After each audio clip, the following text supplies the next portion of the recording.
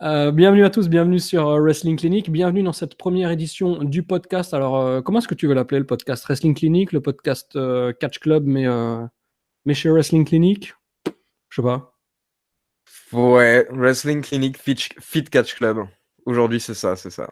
Putain, donc bienvenue à tous sur Wrestling Clinic. Aujourd'hui, un invité exceptionnel, Mustafa Catch Club en personne avec sa casquette d'AJ Styles et son t-shirt Catch Club que je vous invite à précommander en envoyant un email à lecatchclub@gmail.com.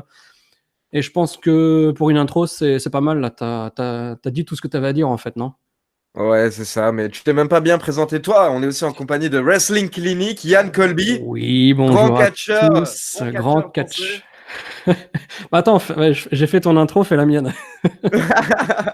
Non, mais voilà, grand catcheur français qui a affronté les plus grands catcheurs indépendants américains, Roderick Strong, Daniel Bryan.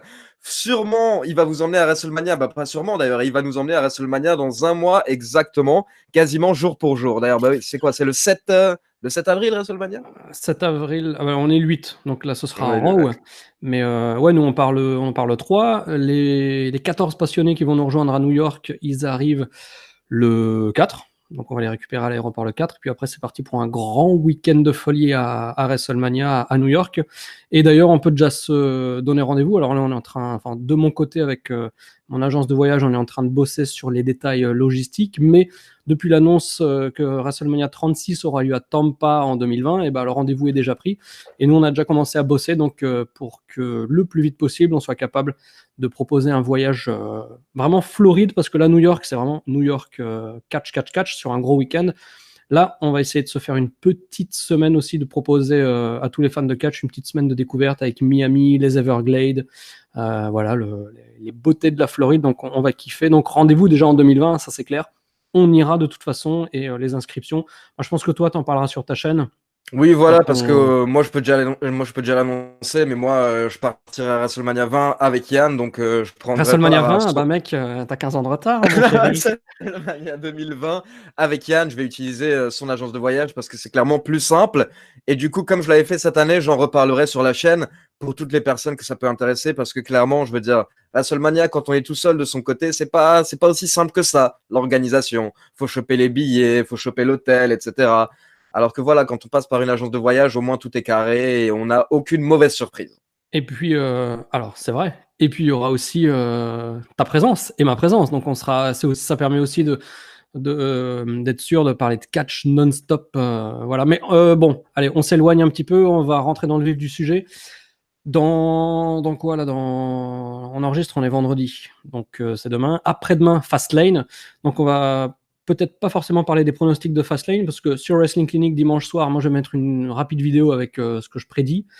Toi, tu vas faire ça bah, au moment où vous regardez cette vidéo. Toi, tu as déjà mis ta vidéo C'est pronostic? ça, elle sera en ligne sur ma chaîne.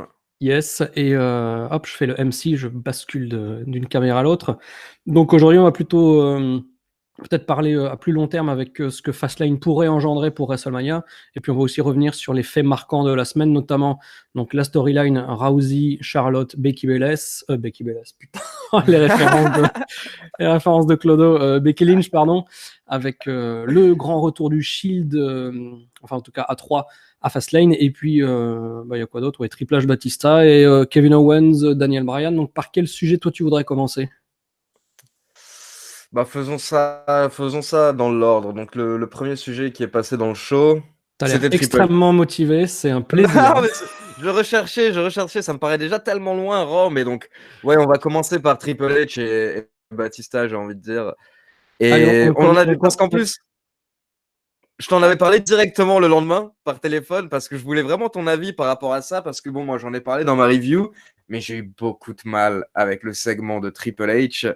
C'est pour ça que j'aime bien débattre avec des personnes qui ont apprécié, on va dire, ce segment, ou en tout cas qui l'ont moins détesté que moi. Parce que bon, moi je te donne très rapidement mon avis, comme j'en ai carrément t'as parlé dans... détesté quoi.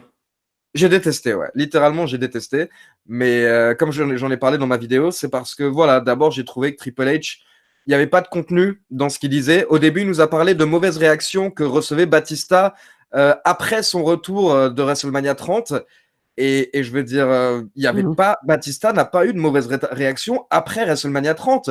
Donc, à la limite, Ah s'il non, parlait c'était juste... avant WrestleMania 30.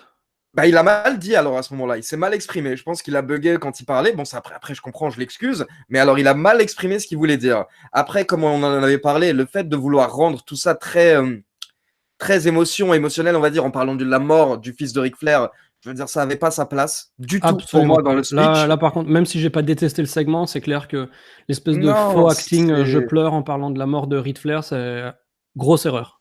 ça se fait pas, ça se fait Ouais. pas.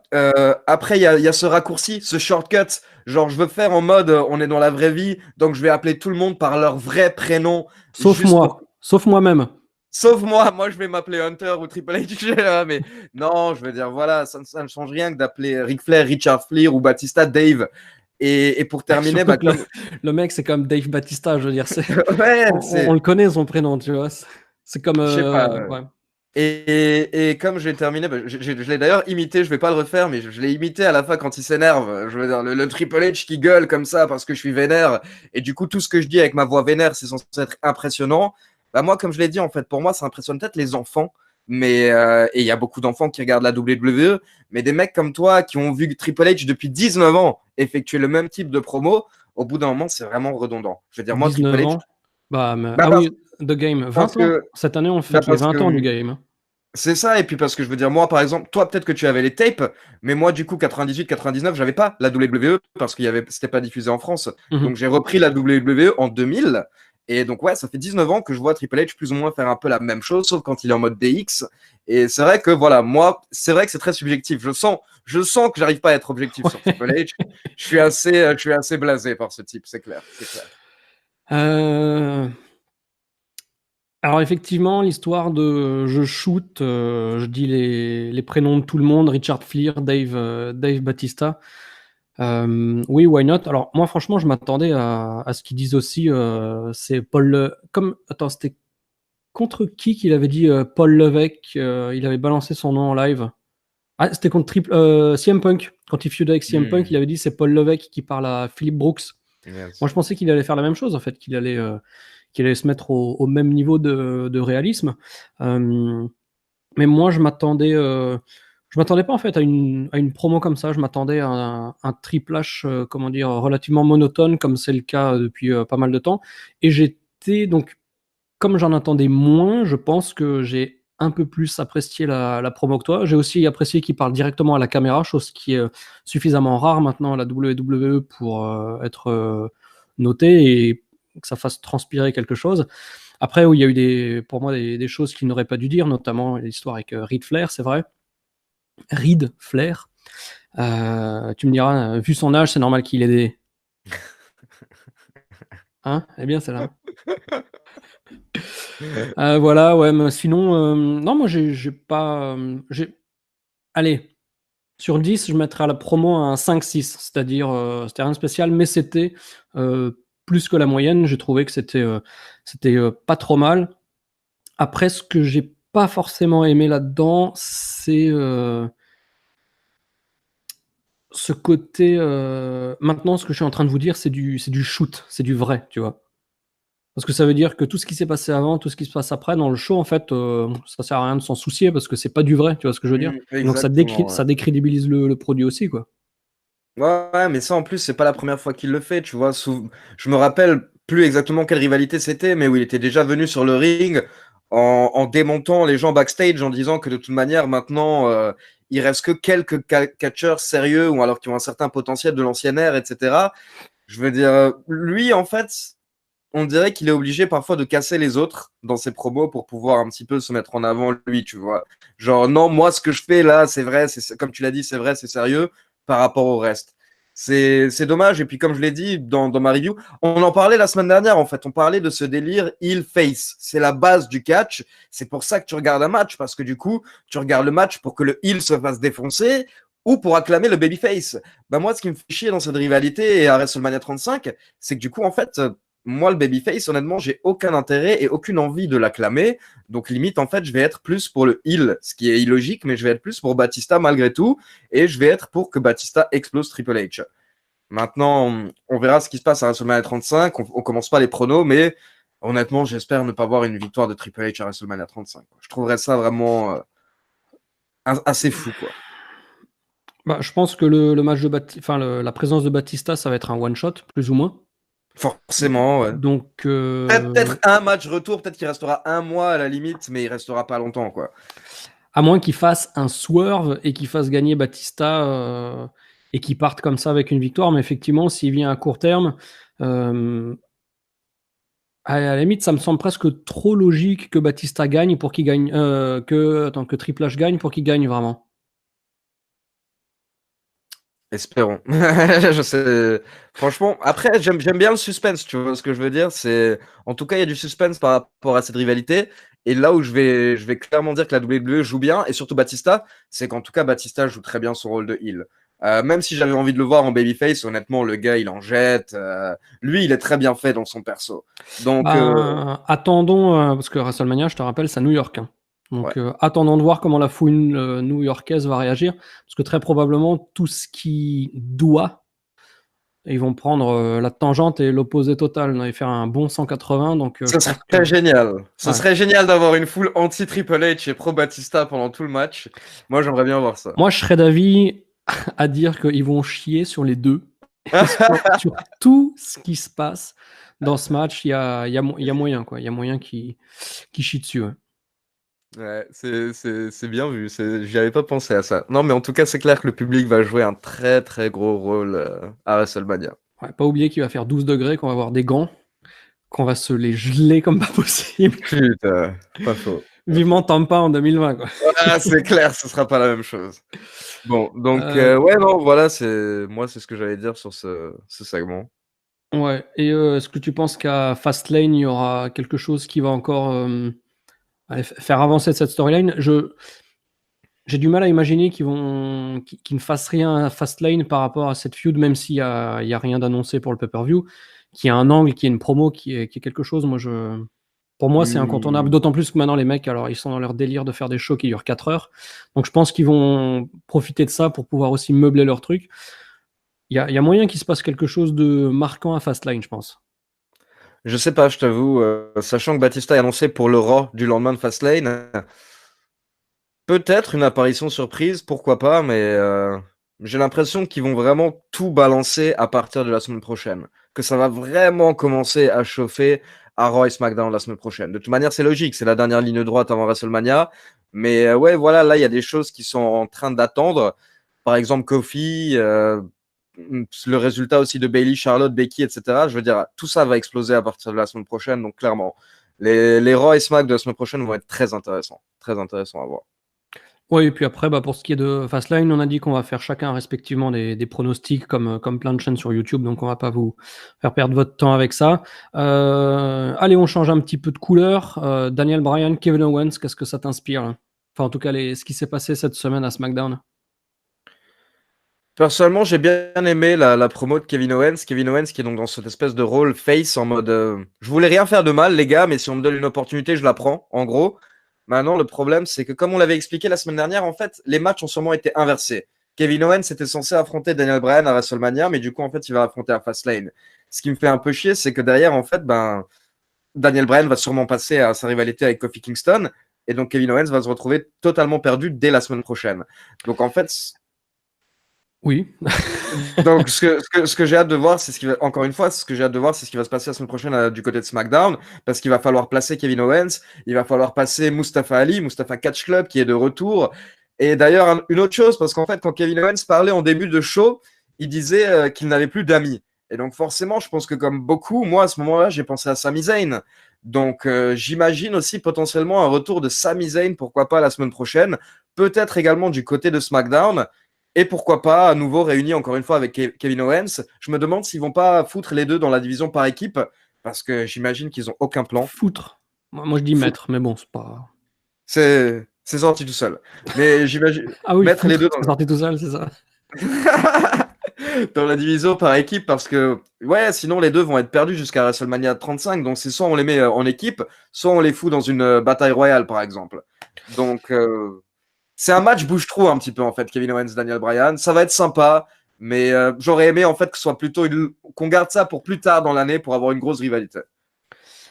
L'un n'empêche pas l'autre, hein. Ils peuvent très bien se retrouver à Non, c'est vrai. SummerSlam ou un truc comme ça, mais moi j'en parlerai dans mes pronos Fastlane. J'ai ma petite idée pour Kevin Owens. Bon, ça n'engage que moi, mais je pense qu'il y a, que c'est déjà dans les papiers, quoi.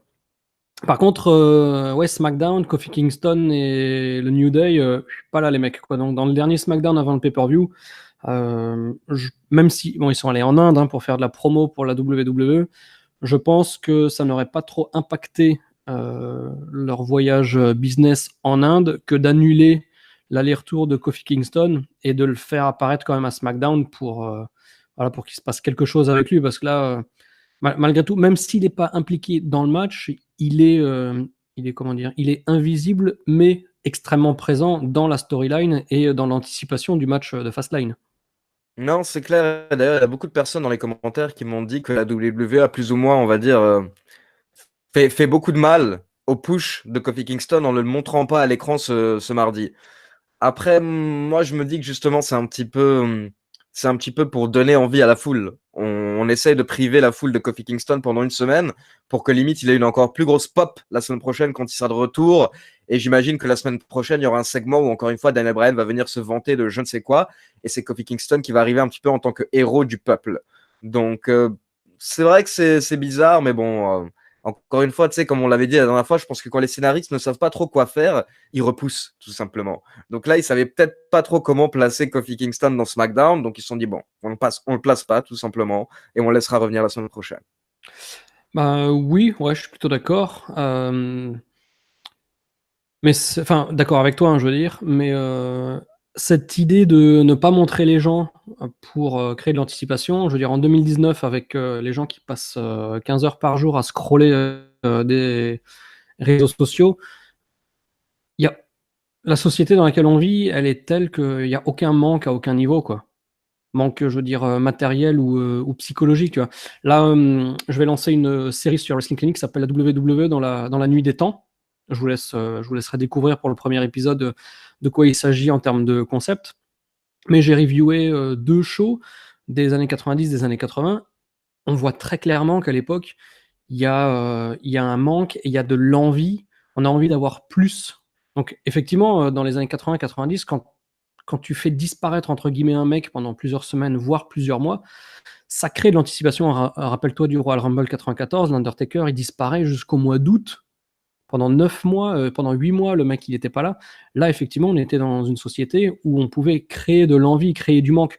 Mais aujourd'hui, Kofi Kingston, il nous manque, il va nous manquer pendant 1 minute, parce qu'après, on aura autre chose à se mettre sous la dent, parce qu'il y a trop de choses, que ce soit en catch ou n'importe quoi, tu vois. Donc, je pense que psychologiquement, le manque, on peut plus le créer, et qu'il faut prendre l'inverse, et il faut marteler les gens de présence de la bonne manière, parce que tu martèles Roman Reigns, on a vu ce que ça donne depuis 2015, mais il faut que les gens soient présents, si on les oublie. Regarde, après le Royal Rumble, on n'a pas vu Asuka pendant 3 semaines consécutives, alors qu'elle a battu Becky Lynch, je le rappelle.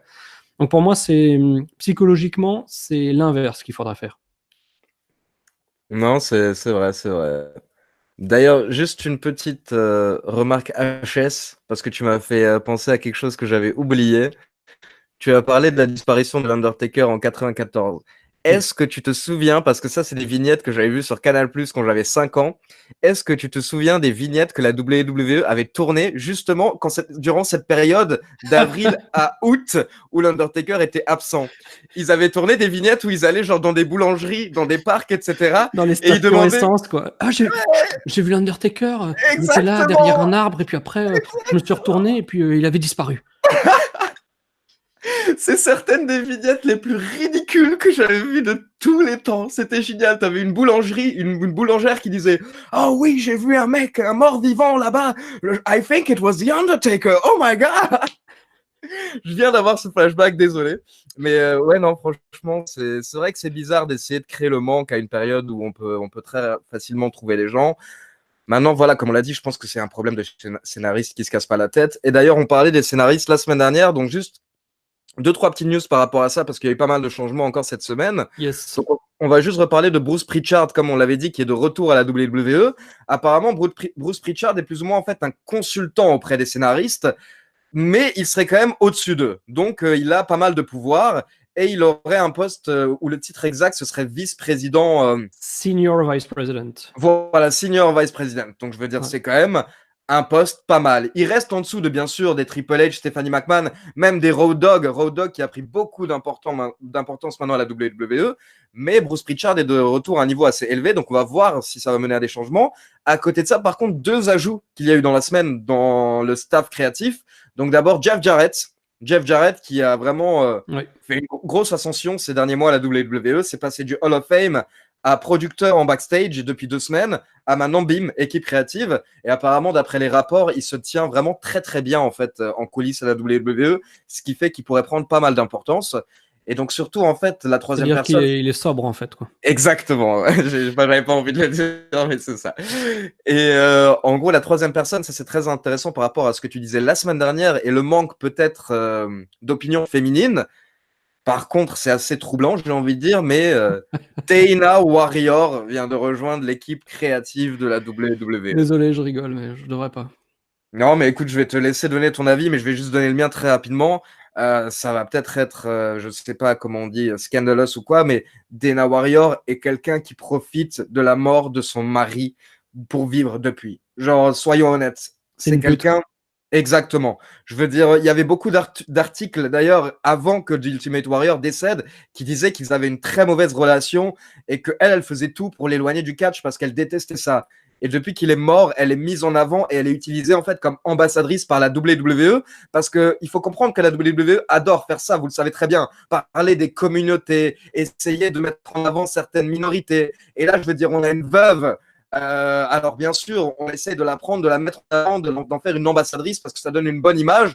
Et elle en profite. Croyez-moi qu'elle en profite beaucoup derrière. Mais c'est vraiment tout ce qu'il y a de mal.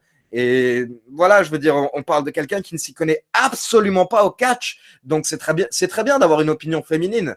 Mais est-ce qu'on pourrait pas peut-être avoir une opinion féminine de quelqu'un qui a un petit peu d'expérience? C'est voilà, moi c'est la seule remarque que j'aurais. Je te laisse donner ton avis.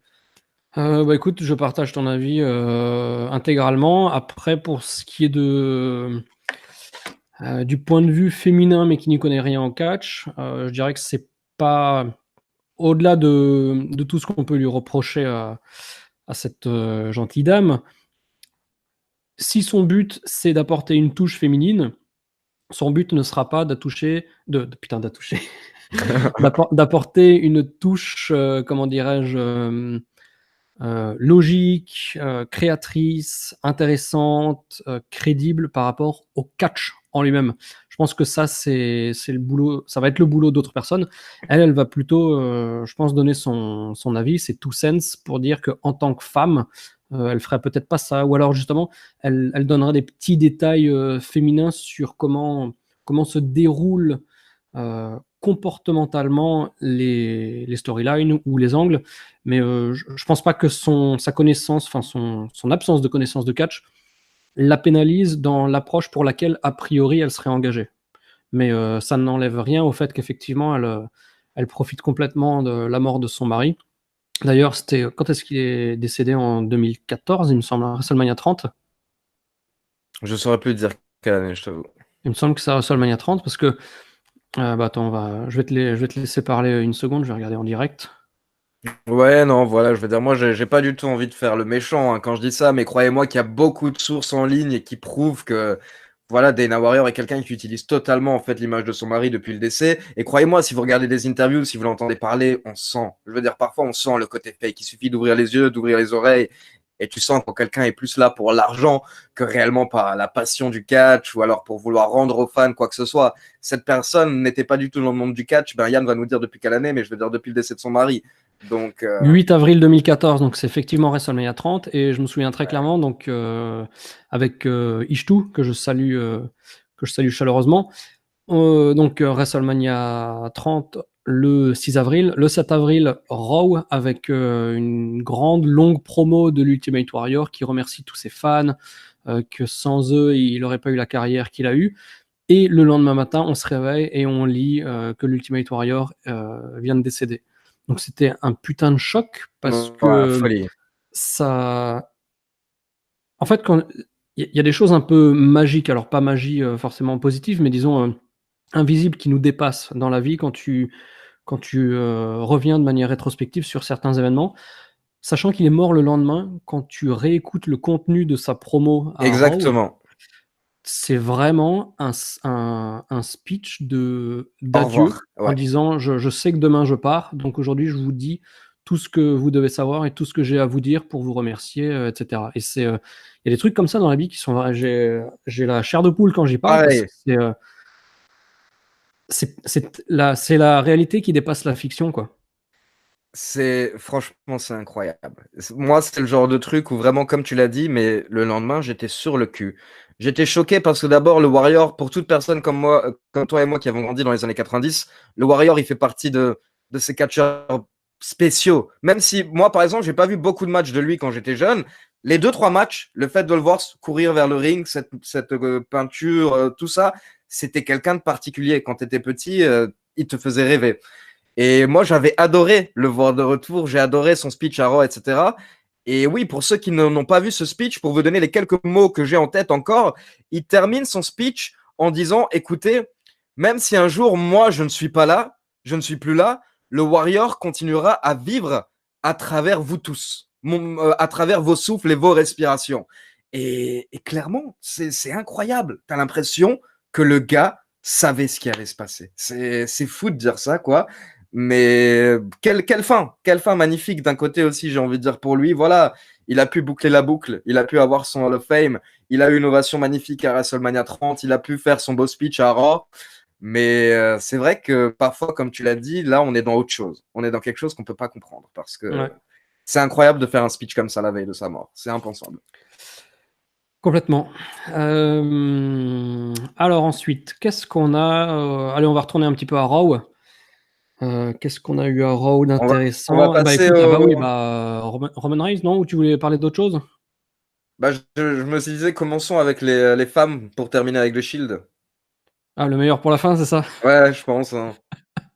Mais. En plus, aujourd'hui, c'est pas sympa aujourd'hui, on enregistre, on est le 8 mars, c'est la journée de la femme. Moi, Ah non, j'ai j'ai emmené ma petite épouse au resto, tranquillou, là, à midi. ah, c'est bien, t'as raison, t'as raison. Bah, moi, je cherche toujours mon épouse, hein, si jamais je ne sais Ah, pas où c'est elle pas la est. meuf toute verte, là, derrière toi, là-bas? Non, c'est Ah, ok, ouais, pardon, je confonds alors. Parce qu'elle tout ressemble pas vert. mal à ton ex, hein. Ah! Euh, Thank you, thank you. Thanks, bro. Donc, parlons des femmes surtout de l'angle qui s'est passé à Raw. Donc, qu'est-ce qu'on a eu à Raw? On a eu Stephanie McMahon qui a annoncé en fait qu'on aurait un match entre Becky Lynch et Ronda Rousey à Fastlane, et celle qui gagne serait la nouvelle championne féminine de Raw. Sauf que non, Ronda Rousey est venue, elle a demandé à ce qu'on lui rende son titre tout de suite, elle a récupéré sa ceinture. Et donc, au final, on aura un match entre Becky Lynch et Charlotte Flair. Si Becky gagne, elle est intégrée au match de WrestleMania 35. Si elle perd, ce sera un match simple, Charlotte contre Ronda Rousey. Donc, je pense que là, déjà, tu es d'accord avec moi. Logiquement, Becky va intégrer ce match, quoi qu'il se passe à WrestleMania 35. A priori, c'est l'idée. Après,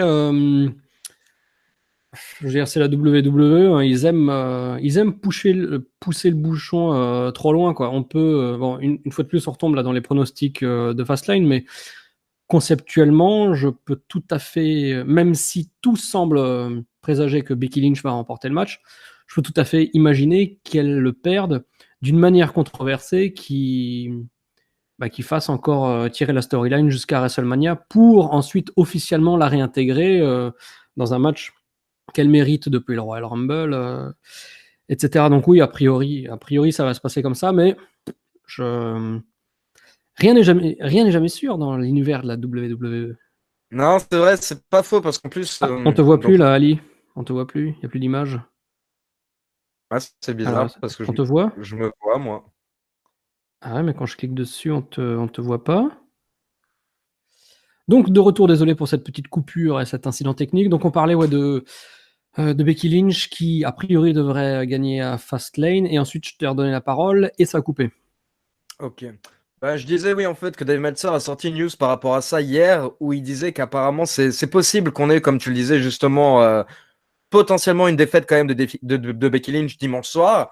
En tout cas, il a dit qu'apparemment cette rivalité va prendre encore plus d'importance à partir de la semaine prochaine, sachant qu'il y a certains fans qui me disent déjà qu'ils sont un petit peu saoulés actuellement de voir autant Becky Lynch et Charlotte. Apparemment, on va voir ça encore plus à partir de la semaine prochaine.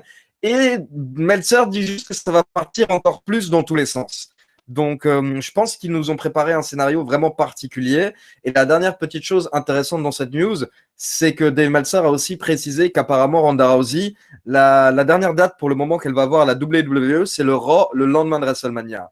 Donc, elle sera présente au Raw le lendemain de WrestleMania et après, elle pourrait prendre une pause plus ou moins longue qui pourrait durer plusieurs mois. Oui, ça, j'en avais parlé. Est-ce que c'était dans un podcast sur ta chaîne? Je sais plus.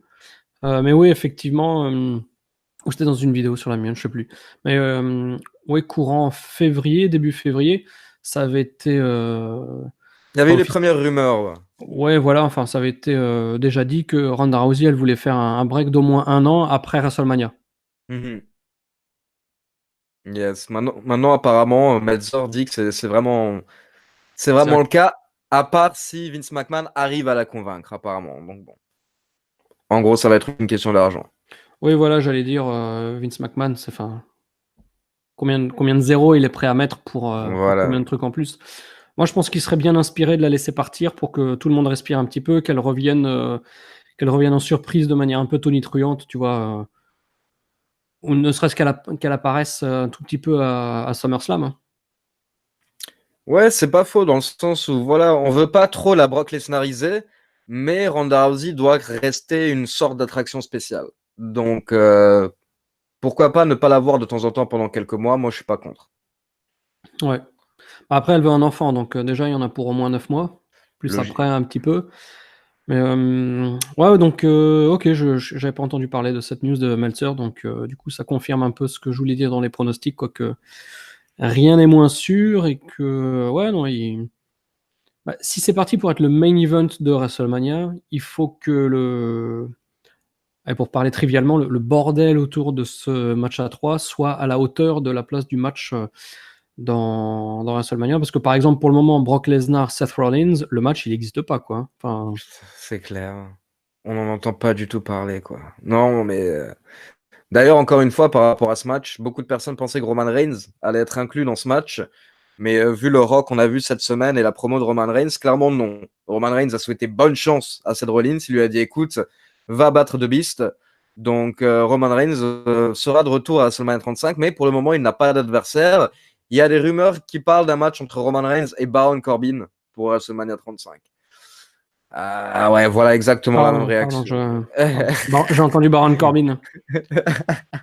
je trouverais ça un petit peu très dommage même que pour son retour, Roman Reigns se retrouve face à Corbin. Quoi. Je veux dire, trouvez-nous mieux que ça, s'il vous plaît. Trouvez-nous mieux que ça, s'il vous plaît. Bah du coup, on peut parler du Shield. Il nous reste 2 sujets. Avant de parler du Shield, on pourrait parler. J'ai une petite question pour toi. J'ai besoin de ton avis de connaisseur, d'expert.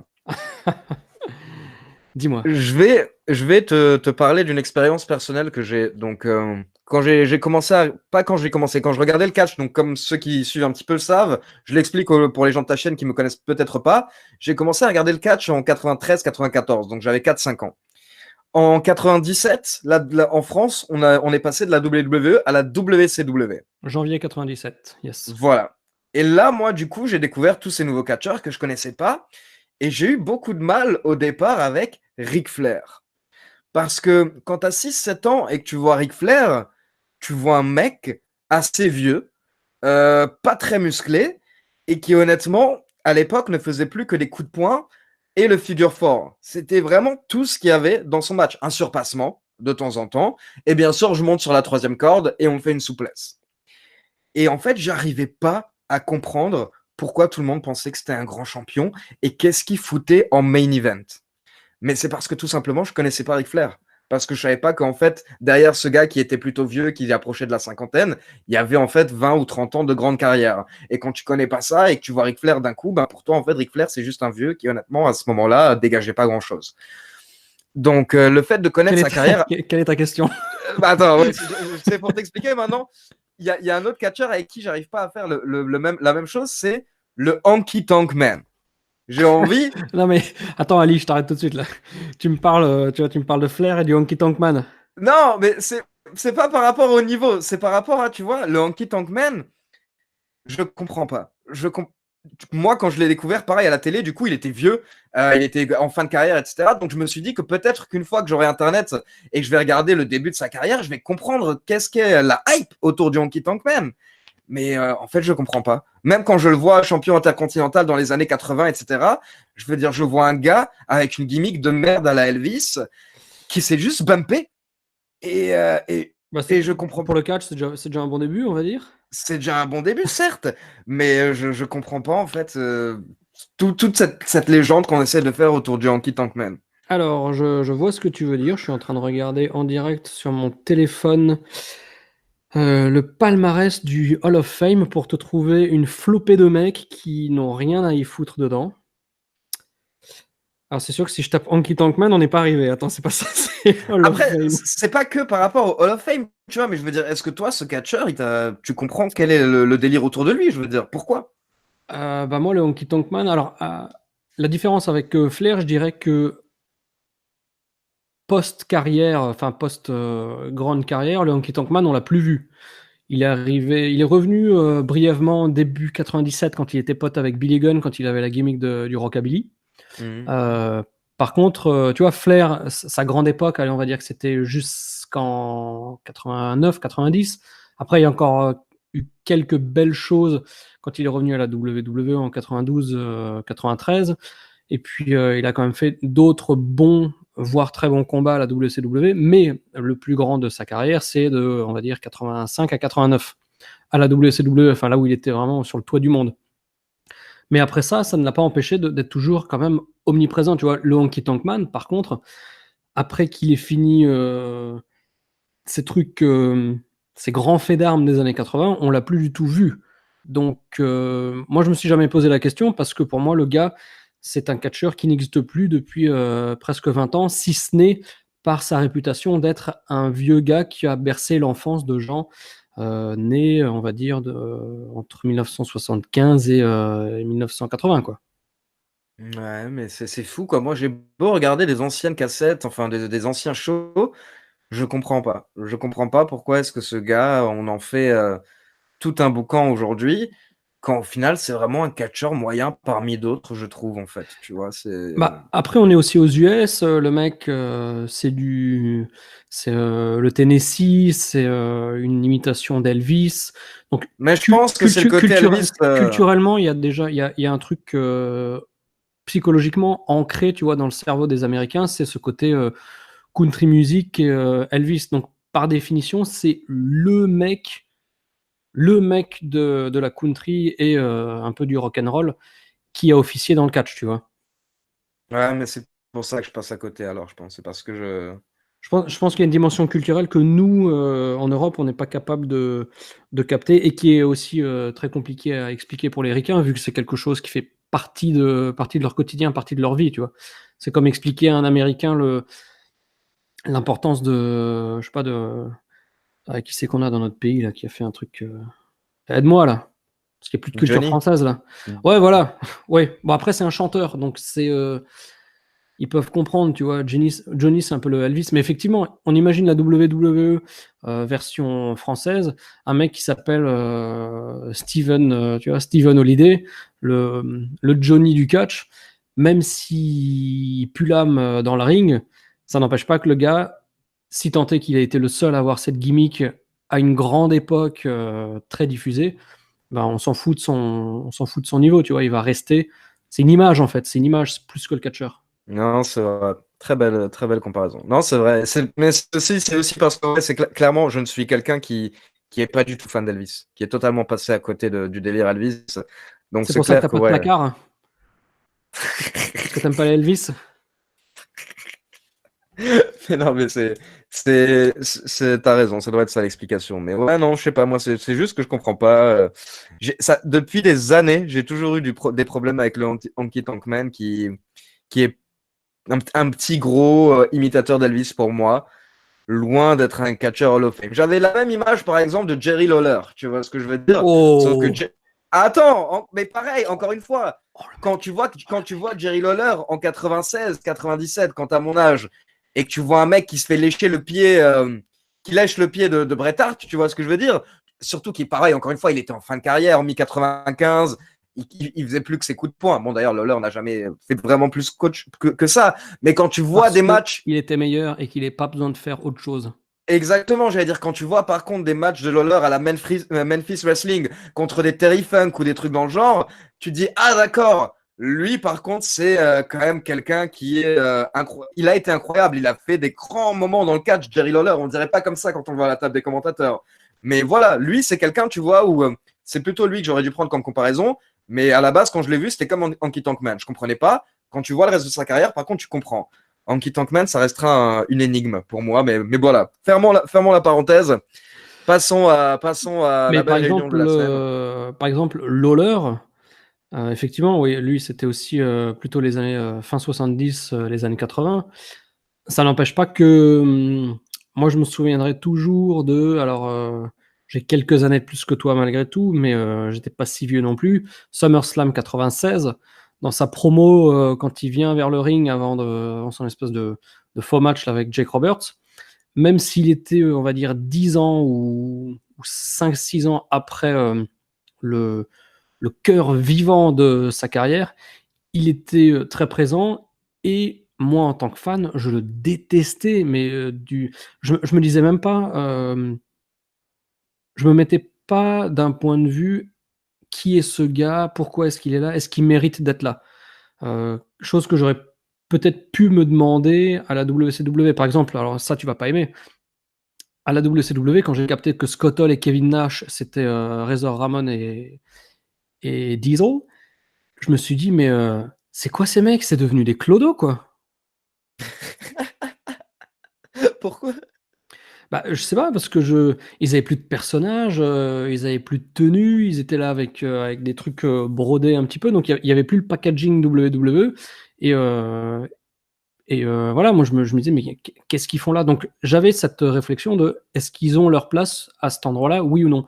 Chose que je me posais pas pour Jerry Lawler, même si j'avais, attends, allez, quand est-ce qu'il a commencé à vraiment être un petit peu actif? 95, le King 95 jusqu'en 96. Donc tu vois, j'avais à peine plus de 10 ans et je me demandais pas qui est ce gars, qu'est-ce qu'il fout là? Tout simplement parce que j'étais investi émotionnellement et je le détestais de tout mon cœur, quoi. Je supportais pas sa présence, quoi. Et donc, ce qui montre qu'il était toujours un super heel. Non, ça, je suis d'accord parce que je t'avoue que j'ai les mêmes souvenirs. Je me rappelle que quand j'étais gosse, vraiment, je le détestais, surtout dans sa feud contre Bret Hart. Et puis, un autre beau moment pour ceux qui aiment bien un petit peu regarder les anciennes cassettes et les anciens shows, l'invasion WWF de Jerry Lawler à la ECW aussi. Il y a quelques très beaux moments au micro, surtout la première. WrestlePalooza 97. Ouais, non, franchement, il y a quelques très beaux moments au micro aussi. Une invasion qui était assez cool où Jerry Lawler, il était avec Sabu et Rob Van Dam, il représentait la WWF et donc il se battait contre voilà Tommy Dreamer, etc. C'est à voir. Il y a des bonnes promos de Jerry Lawler à cette période. Ouais, et j'en profite pour ceux qui aiment bien le vieux catch. Alors, vieux catch, plus de 10 ans. Alors, moi je sais pas, voilà, de nouveau, on s'éloigne du sujet, peu importe. Mais quand je pense à vieux catch, je pense aux années 90, aux années 80, tu vois. Mhm. Sauf que dans ma série la WWE dans la nuit des temps, je vais reviewer des shows de 2009, par exemple. Ok. Mhm. 2009, pour moi, c'est hier. Ouais, Sauf que c'était il y a 10 ans, mec. ouais, c'est Il y a clair. 10 ans. Non, c'est clair, c'est fou. Et tu sais, moi, ce qui m'étonne, c'est que je me rappelle mieux des shows de la période, disons, 94 à 2000 que de tout ce qu'il y a par la suite. Oui, mais c'est normal. Et c'est pas que quelque chose enfin, c'est pas que à cause du catch. Moi, je regardais aussi, je sais pas, mes voyages, mes expériences de vie, etc. Toutes les choses que j'ai vécues ouais, entre allez, 95 et 2015, approx. Comme il y avait moins de choses qui se passaient, tu vois, dans la vie, à chaque Hmm. fois qu'il se passait un truc, enfin, je sais pas, moi, je me souviens de dates, je me souviens de jours et de dates très précis dans les années jours, dates, masculin, féminin, ouais, précis dans les années 90. Tu me demandes ce que j'ai fait il y a 3 mois, tu vois, j'ai oublié. Donc c'est, non, je rigole à peine, mais je veux dire, c'est un petit peu la même idée, tu vois. C'est forcément, nous, on était kids, il se passait que dalle dans nos vies. La seule chose qu'on avait, c'était 46 minutes de catch chaque semaine Exact. de big name contre un jobber, et on 4 avait pay-per-view. 4 ou 5 fois par an un pay-per-view où il y a 3 heures de star. Donc forcément, on se souvenait que de ça, au même titre que tu te souviens la première fois que tu es allé en vacances, la première fois que tu as embrassé une fille, etc. Et après, quand tu deviens un tombeur comme toi et que tu enchaînes tous les week-ends, voilà, tu sais même plus compter, quoi. Donc c'est juste, ouais, c'est psychologique, c'est normal que les premières choses qu'on était amené à vivre dans la vie soient ancrées vraiment, comme dirait François Lambrouille, elles sont fossilisées dans mon cerveau, quoi. Ah ouais, non, mais parce que parfois je vois des fans qui sont là en mode, même maintenant, ils arrivent à te dire, oui, donc ce pay-per-view, il y avait ce match, etc., etc. Moi, je vous avoue que là, avec les 14 pay-per-view qu'on a là dans l'année depuis 10 ans, j'arrive plus du tout à suivre, hein. C'est plus du tout, j'ai plus la mémoire comme à l'époque. Tu me dis, Ouais, et comme tu l'as dit, c'était bel beaucoup plus accent simple dans les alsacien, années. hein. Pardon. Comme tu l'as dit, dans les années 90, c'était beaucoup plus simple. On avait 5 pay-per-view par année. Donc forcément, on te rappelle un souvenir, tu peux dire c'était quel pay-per-view. Ouais. Aujourd'hui, avec les 39 pay-per-view qu'on a par année, impossible de placer quoi que ce soit. C'est ce que je disais avec Yann. Limite, j'oublie Raw et SmackDown la fin de semaine. Je les ai regardés lundi et mardi. Fin de semaine, j'ai déjà oublié ce qui s'est passé. Parce Ouais, que parce qu'il faut, il on a faut vu 8 shows entre-temps. On a fait les reviews entre-temps. Donc, je veux dire, En plus, moi, avec mes c'est pas... conneries, j'ai regardé des vieux shows aussi. Ouais, non, Mais ouais, non, c'est... pour être tout à fait honnête, avant le podcast, là, on s'est appelé vite fait au téléphone en disant, bon, ok, c'est bon, t'es prêt, on y va, on lance la diffusion. Qu'est-ce qu'on fait, de quoi on parle? Alors, attends, qu'est-ce qui est passé à Raw et SmackDown? Et putain, moi, j'ai repris les résultats, j'ai lu ça, je fais, mais c'est pas possible, j'ai pas vu ça mercredi matin, je l'ai pas vu. exactement ce qu'il a fait. C'est vrai. Je mens pas, quoi. Je suis 100% transparent, quoi. Mais Non, mais c'est ça, il se passe tellement de choses au quotidien que ouais, ce qui s'est passé lundi, là, on est vendredi, c'était déjà oublié, quoi. par contre, là, je repense à un truc qu'on n'a pas mentionné concernant les femmes. À la fin de Raw, donc Ronda Rousey, qui a mis le armbar 3 fois à la télé, plus une 4e fois en off spécial pour YouTube. Et le lendemain, Becky Lynch qui arrive à SmackDown, qui est toujours, alors est toujours, déjà, premièrement, elle est en béquille. Donc la meuf, elle va venir à Fastlane, alors que 4 jours avant, elle est toujours en béquille, elle arrive même pas à marcher. Moi, en tant que je regarde ça, si j'essaye de réfléchir un tout petit peu logiquement, je veux dire, mais quel espoir elle peut compter avoir pour rivaliser avec Charlotte Flair au pay-per-view dans 4 jours, alors qu'aujourd'hui, elle est même pas capable de se tenir debout. Et non seulement ça, mais en plus, pour ce qui est de la crédibilité de Ronda Rousey, de ses soumissions, de la dangerosité, ça se dit dangerosité, ouais, de ses soumissions, elle la met quand même 4 fois dans un armbar et le lendemain, elle se pointe à SmackDown et elle est comme ça. Alors que, par exemple, il y a un an, avec. Ah oui, attends, je flex un peu. Non. Alors qu'il y a un an, par exemple, Ronda Rousey, elle mettait Stéphanie dans son même armbar pendant les 15-20 secondes et l'autre, elle avait une attelle pendant 3 semaines. C'est pas faux. Parce que je Non, c'est rappelle clair. que, athlète ou pas athlète, ton articulation, c'est la même, elle va péter pareil. Donc, c'est pas parce que Stéphanie n'est pas une athlète et que Becky en est une, qu'il y en a une qui va avoir un coude qui lâche et que l'autre, il tient pendant 3 minutes. Ouais, c'est exact. Non, Désolé, c'est... ça m'a saoulé quand j'ai vu ça. Ils essayent de... Bah justement, c'est pour ça que moi, ça me pousse un petit peu à croire en la victoire de Becky Lynch. Mais en même temps, tu peux douter. En tout cas, ils ont vraiment tout mis contre elle. Ils ont tout mis contre elle. Elle est censée avoir mal au bras, maintenant mal au genou, des côtes cassées. Oh, la pauvre. Donc, ouais, non, c'est curieux de voir ce que ça va donner ce dimanche. Mais en tout cas, ils lui ont donné toutes les excuses possibles. Donc, si elle gagne, ça va vraiment être incroyable, quoi. Ben, espérons. Alors, est-ce que un petit souci de connexion de ton côté là? Non, ça va, c'est revenu. Oui, non, sinon on parlait du Shield. Donc ouais, ouais, Roman Reigns pour WrestleMania. Parce qu'on s'est perdu là, avec nos histoires de vieux croutons Ouais, là bah déjà la on réunion, dirait des déjà la vieux quoi, les réunion mecs du qui Shield. déblatèrent sur à l'époque. Non, pour terminer sur la réunion du Shield, en fait, moi, tout ce que j'aurais à dire, c'est que je suis content. Honnêtement, je suis content, que je suis comme un gosse de revoir le Shield. Tout ce qui m'attriste un petit peu, c'est que au final, la réunion du Shield ne se sera jamais passée comme ça aurait dû. Parce que la première fois qu'ils ont essayé de le faire, il y a 6 mois ou 10 mois environ, on avait eu Roman Reigns qui avait eu il avait une maladie à l'époque. Je sais plus si c'était à l'époque où tous les catcheurs en coulisses étaient tombés malades. Je sais plus ce qu'ils avaient. Quand Je crois que ça? c'était il y a une dizaine de mois quand justement il y avait eu le premier retour du Shield et que du coup c'est Kurt Angle qui avait remplacé un des membres du Shield au final lors d'un pay-per-view. Alors là, tu vois, moi je me souviens pas de SmackDown, donc tu me parles d'un truc Bah, d'il y a un je an. crois que c'était, je crois que c'était il y a un an exactement, jour pour jour. Mais en fait, il y avait eu le premier retour du Shield et on avait eu d'abord Roman Reigns qui était tombé malade et après Dean Ambrose qui s'était blessé. Et du coup, en fait, le retour n'avait même pas eu lieu parce que Kurt Angle avait remplacé du coup le membre du Shield qui était manquant lors du pay-per-view. Maintenant, là, on nous refait ce retour, mais qui est encore une fois un petit peu hâtif parce qu'on joue sur le retour de Roman Reigns. En fait, c'est dommage parce que on va dire que le Shield aurait mérité mieux. Le Shield, c'était tellement génial à la base que j'aurais vraiment aimé que tout se passe parfaitement pour leur retour et que limite, en fait, moi, je suis déjà en train d'espérer un futur retour du Shield dans 5 ans. Tu vois ce que je veux dire? Ouais. Voilà, là, j'espère que tout va bien se passer à Fastlane, etc. Mais après, j'espère qu'on va totalement les laisser de côté pendant 3, 4, 5 ans pour que cette fois-ci, on ait un vrai retour du Shield dans 4, 5 ans qui va marquer les esprits cette fois-ci.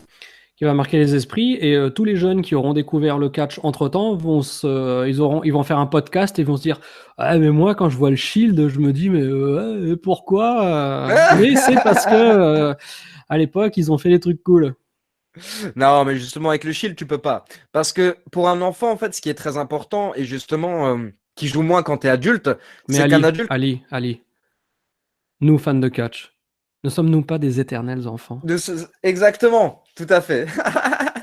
Mais ce que je veux dire, c'est que quand tu es un adulte, tu vas juger un catcheur sur plusieurs choses. Quand tu es un enfant, c'est simple, tu vas juger sur son physique, en fait. Du coup, quand tu allumes la télé, bah, Ouais, je Ric suis pas Flair et d'accord. Honky Tonk- Bah, moi, personnellement, c'était quand même ça. Je veux dire, quand tu allumes la télé et que tu vois Ric Flair et Honky Tonk Man, pour toi, ils peuvent pas gagner contre Hulk Hogan et Sting, tu vois, ou contre Diesel, par exemple. Ouais, mais pour le physique des catcheurs, je suis pas forcément d'accord quand t'es enfant. Moi, je pense que c'est un truc un peu. Ça, c'est comme quand tu tombes amoureux, quoi. C'est plus par rapport au rêve que le mec il te transmet, tu vois, que ce soit physique ou autre. Par contre, ce qui est clair, c'est que moi, je sais pas ce que t'en penses, mais ça m'a toujours beaucoup biaisé la vision du monde, parce qu'en regardant du catch depuis que je suis tout petit, pour moi, un mec qui fait pas 100 kilos de muscles, ou au moins 90, 95, genre Shawn Michaels en 95-96, tu vois, pour moi, c'est pas un mec. Et pour moi, les hommes du quotidien, c'était des crevettes. Et pour moi, les gens normaux, en fait, c'était les catcheurs parce que c'est avec eux que j'ai grandi émotionnellement. Non, je vois ce que tu veux dire. Ça me rappelle un speech d'un promoteur de catch qui disait ça récemment, Promoteur, mais... ancien promoteur. Aujourd'hui, je crois qu'il est comique, non? C'est ça, ouais. Bref, Mais non, je vois ce que tu veux dire. Ouais, non, je t'avoue que moi, pas forcément. Ça va, ça m'a pas tellement changé l'image. ça roule. Bon bah écoute, enfin écoute, oui toi, et écoutez les amis, je pense que pour ce podcast, on va s'arrêter là parce qu'on pourrait rentrer plus en détail sur les pronos de Fastlane, mais comme hier, vous avez déjà vu la vidéo sur Catch Club et que demain vous verrez la mienne sur la clinique, c'est pas la peine qu'on se lance dans le truc. La semaine prochaine, le podcast, a priori, sera de retour sur ta chaîne. On verra si on fait une semaine sur 4 sur la clinique, on verra, on s'en fout. Semaine prochaine, on aura pas mal de choses. On aura du débrief de Fastlane à aborder ensemble avec les Raw et les SmackDown du lendemain qui vont être des shows vraiment charnières sur la route qui nous amène à WrestleMania. Et puis, bah non, c'est à peu près tout. Merci d'avoir fait ce featuring sur Wrestling Clinic. Et puis, je vais te laisser conclure en espérant que la connexion avec l'image soit bonne. Et puis, bah, moi, je vous dis donc à demain pour les pronostics de Fastlane. Et puis, Ali, merci à toi une fois de plus et je te laisse le mot de la fin. Yes, bah écoute, merci à toi Yann. Donc voilà, cette semaine, comme il a dit, le podcast est sur Wrestling Clinic. Après, on s'arrangera. De toute manière, on vous tiendra toujours informé pour que vous sachiez où vous pouvez retrouver le podcast. Et donc, on se retrouve la semaine prochaine pour parler un petit peu de Fastlane et on va se lancer dans la route vers WrestleMania 35. Ciao tout le monde!